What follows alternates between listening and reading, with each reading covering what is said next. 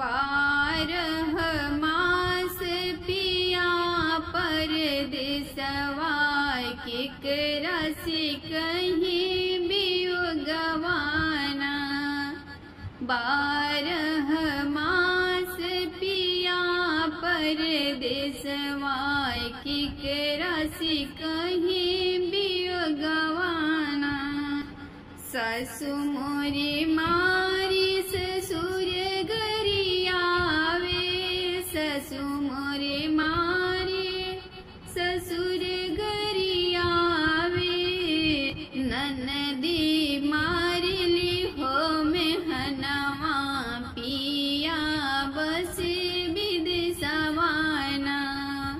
ननदी मारली हो तनवा केकरा से कहीं बियुगवाना।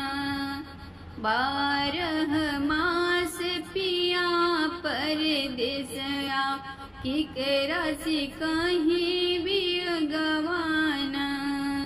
जेठनी मोरे मारे जेठ गरियावे, जेठनी मारे जेठ गरियावे। ननदी तनवा से भर दिली पेटवा के से कहीं बियुगवाना। बारह मास पिया परदेसवा केकरा से कहीं बियुगवाना। देवरानी मोरे मारे देवर गरियावे, देवरानी मोरे मारे देवरात गरियावे। ननदी मार ताड़ी मेहनवा केकरा से कहीं बियुगवाना।